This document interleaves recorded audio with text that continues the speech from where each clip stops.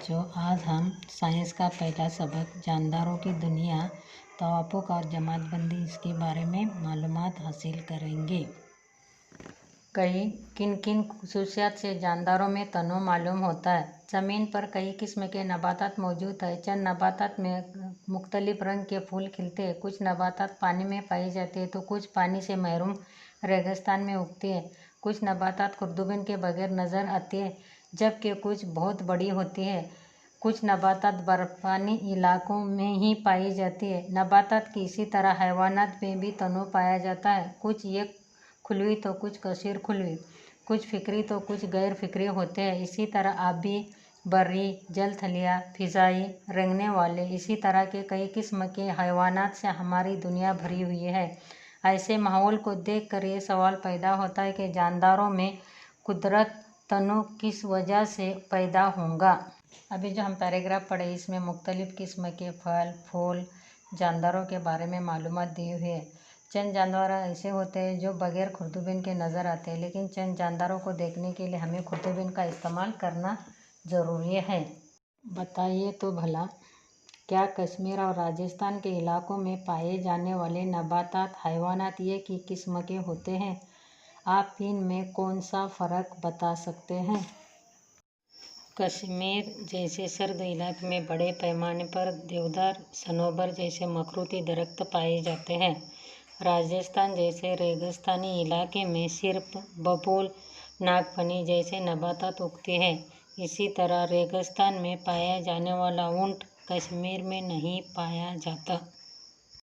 तवाफुक, हर जानदार जिस माहौल में रहता है इसी से मुताबिकत कायम करने के लिए इसके जिस्मानी अज़ा और जिंदा रहने के लिए तरीके में वक्त के साथ साथ होने वाली तब्दीली को तवाफुक कहते हैं।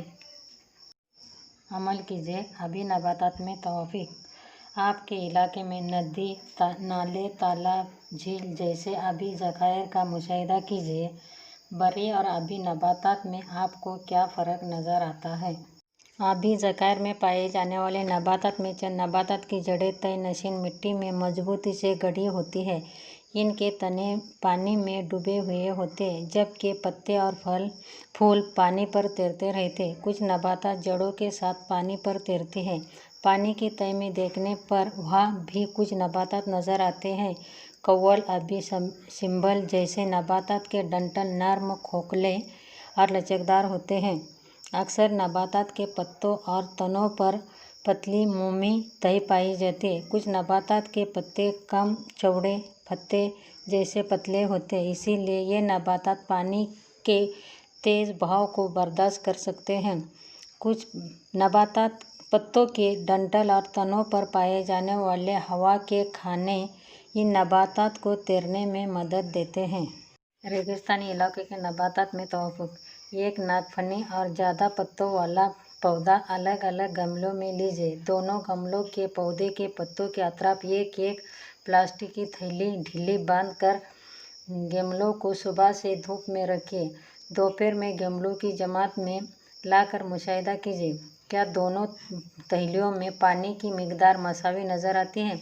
रेगिस्तानी पौधों में पत्ते नहीं पाए जाते, या वो बहुत छोटे और सुई नुमा होते हैं या कांटों में तब्दील हो जाते हैं। इसके साथ साख्त की वजह से इनके जिस्म का पानी बहुत मामूली मिकदार में भाप की शक्ल में खारिज होता है। पत्ता पानी और ग़िज़ा का ज़ख़ीरा करता है, इसीलिए वो मोटा हो जाता है।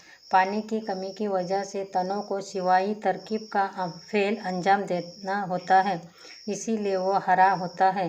पौधे की जड़ें पानी की तलाश में ज़मीन के अंदर खूब गहराई तक जाती है, जबकि कुछ जड़ें दूर दूर तक फैल जाती है। इन नबातात के पत्तों पर भी मुई मादे की मोटी तह पाई जाती है। बर्फानी इलाके के नबातात में तवाफुक। बर्फानी इलाकों के नबातात की टहनियाँ नीचे झुकी होने से इनका क्या फ़ायदा होता है? बर्फानी इलाकों की अहम नबातात में देवदार, सनोबर जैसे मखरूती दरख्त शामिल है। इनकी साख्त मखरूती होती है, टहनियाँ नीचे झुकी हुई होती है। इन इलाकों में खूब बर्फ़ गिरती है और सर्दी में ज़्यादा होती है।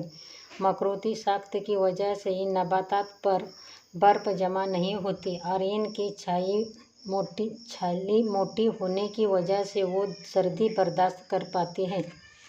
जंगलाती इलाकों के नबातात में तवफ़ुक़। इन इलाकों में मुख्तलिफ़ किस्म के नबातात पाए जाते हैं, जैसे दरख्त, झाड़ियाँ, पौधे। सूरज की रोशनी हासिल करने के लिए इनमें मुकाबला आराई होती रहती है।